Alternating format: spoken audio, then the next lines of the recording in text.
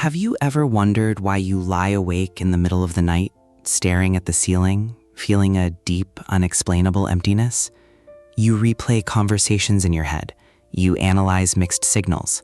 You wonder, why do I keep attracting the wrong men? Why does it feel so difficult? And the most painful question of all, why at my age do I still feel as insecure as a teenage girl? I understand because I have heard these words countless times from women in their 50s and 60s. They are successful, wise, and capable women, yet they break down because their love lives feel filled with anxiety and chaos. They look in the mirror and see a mature woman, but inside, their heart is reacting like a 16-year-old. This is what psychologists call your relationship age. Your biological age might be 55, but if you are still chasing butterflies, if you are still drawn to unpredictable men, then your relationship age is stuck in the past. You are trying to build an adult love using a teenage mindset. This is exhausting. Many women fall into a trap. It is a trap created by movies and romance novels. It is the illusion of the one. We are taught that somewhere out there, a perfect man exists, a man who will walk into your life, fix everything, and finally cure your loneliness. The truth is, no one was born to save you. No one is coming to rescue you from yourself. When you believe in the one, you place an impossible burden on the men you meet. When they inevitably disappoint you, you blame them. You blame the modern dating scene. You say all men are emotionally unavailable. This constant blaming is actually a psychological defense mechanism. It is called learned helplessness. It is a way for your brain to say, I have no control over this, so I do not have to take responsibility. If the problem is all men, then the problem is not you. It is a comforting lie. It keeps you trapped. As long as you believe you are a victim of bad luck, you will keep repeating the same painful cycles. You will keep choosing men who make you feel anxious, because on a subconscious level, that anxiety feels familiar. You are not unlucky in love. You are unconsciously choosing this pain. Your past wounds are making decisions for you. The texting trap and the illusion of intimacy. Have you ever noticed that in today's dating world, we spend more time typing than talking? We build entire relationships through a glowing screen. Think about the last time you met someone new online. At first, it is exciting. The messages pour in, your phone lights up, and your brain releases a quick hit of dopamine. That tiny spike of pleasure feels so good, especially if you have been alone for a long time.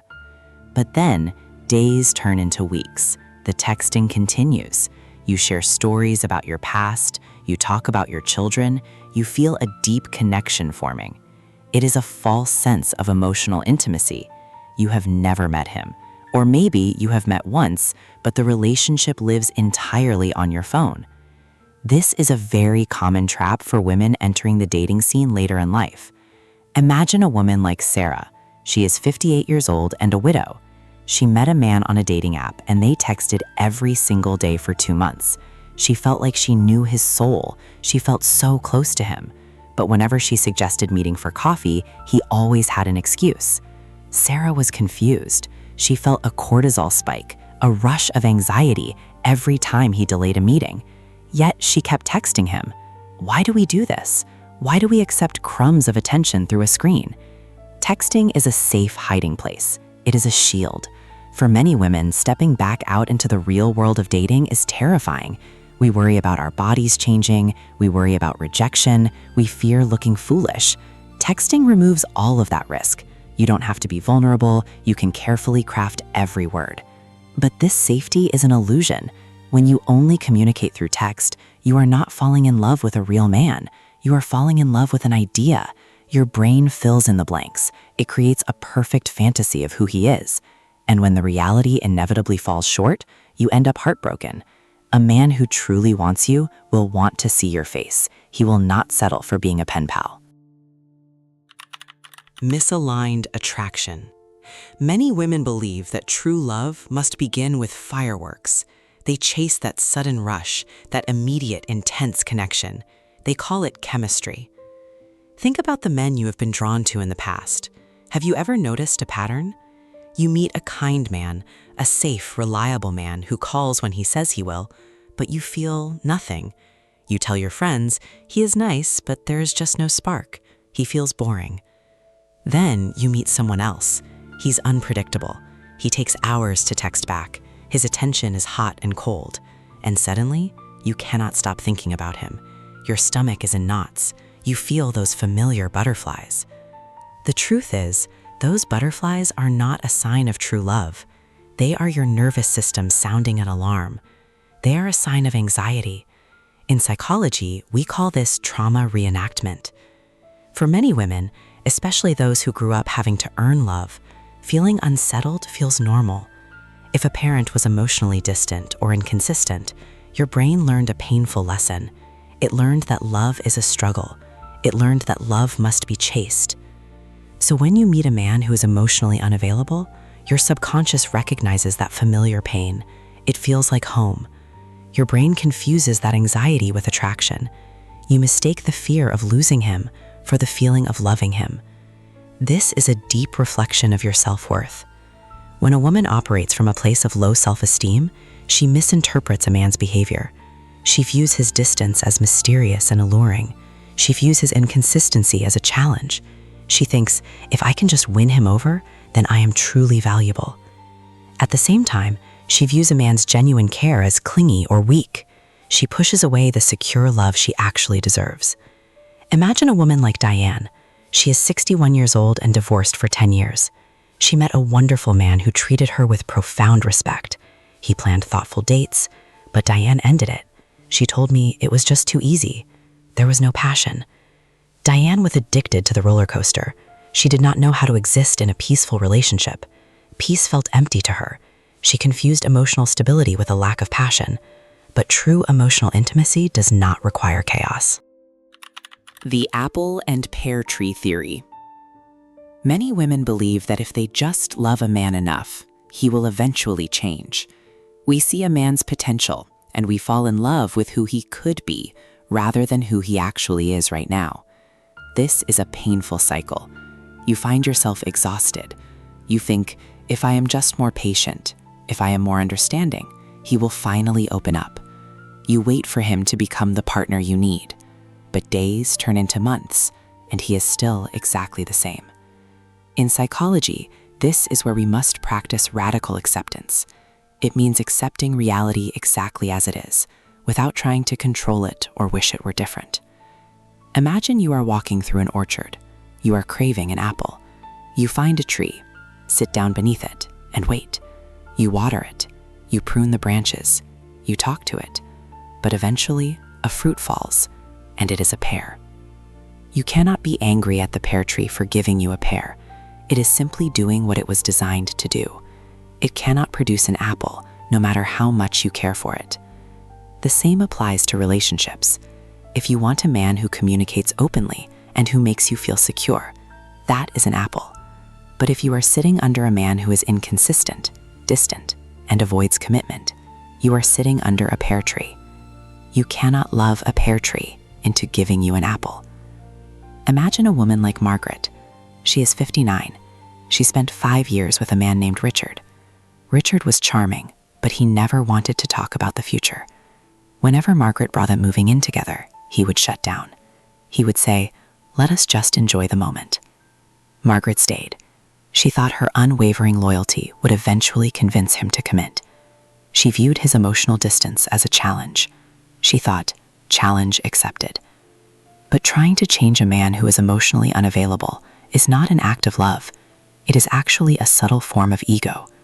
It is your ego saying, my love is so powerful that it can fix him. But you cannot fix someone who does not believe they are broken. Margaret eventually realized she was watering a pear tree. Character over aura. One of the biggest mistakes women make is confusing a man's aura with his character. You meet a man who walks into a room and instantly commands attention. He is charismatic, he's charming, he knows exactly what to say to make you feel special. This is his aura. It is the outer glow. It is intoxicating, especially if you have felt unseen for a long time. But an aura is just a projection. It is a performance, and it is very easy to fake. Many women, especially after a long marriage ends, fall for the aura. They want to feel alive again. They want the rush. They mistake this initial spark for a deep connection. But when the excitement fades and real life begins, the aura disappears. What remains is his character. His character is how he acts when he is stressed. It is how he treats you when you disagree. It is his level of consistency, his honesty, his ability to show empathy. Character is quiet. It does not announce itself loudly. Imagine a woman like Susan. She is 58 years old. She met a man named John. John did not have a flashy aura. He did not sweep her off her feet with grand romantic gestures. But he remembered her doctor's appointments. He called exactly when he promised. He listened to her without interrupting. At first, Susan told me she felt bored. She thought, maybe there is no chemistry here. Her nervous system was so accustomed to unpredictable men that John's stability felt strange. It felt like something was missing. This is a profound realization. When you are used to chaos, peace feels like boredom. For decades, your brain has associated love with anxiety, the waiting, the wondering, the highs and lows. So when a man with solid character enters your life, a man who offers secure attachment, your brain does not recognize it as love. Your brain says, this is too easy. There is no challenge here. But you have to retrain your brain. You have to learn how to exist in peace. You have to understand that true emotional intimacy is not a roller coaster. It is a safe harbor. A man's aura might attract you, but his character is what will hold you when the storms come. The power of rejection and the queen's mindset. The truth is, for many women stepping back into the dating world, our deepest fear is the fear of rejection. Have you ever put yourself out there feeling completely vulnerable, only to be met with sudden silence? You send a thoughtful message and he simply ghosts you. You go on a few wonderful dates and then he slowly pulls away. Your chest feels tight. A deep wave of humiliation washes over you. You look in the mirror and ask yourself, what did I do wrong? Am I not attractive enough anymore? It feels like a painful attack on your self-worth. Most people completely misunderstand rejection. We view it as a final measurement of our value. But in behavioral psychology, we know that rejection is actually a natural filter. It is an act of absolute redirection. Think about it for a moment. If a man does not choose you, if he cannot recognize your value, then he is absolutely not meant for you, period. His inability to see your worth does not decrease your worth. His subconscious behaviors, his ghosting or his sudden distance are telling you a clear story about his emotional capacity, not yours. Imagine a woman like Rachel. She is 59 years old.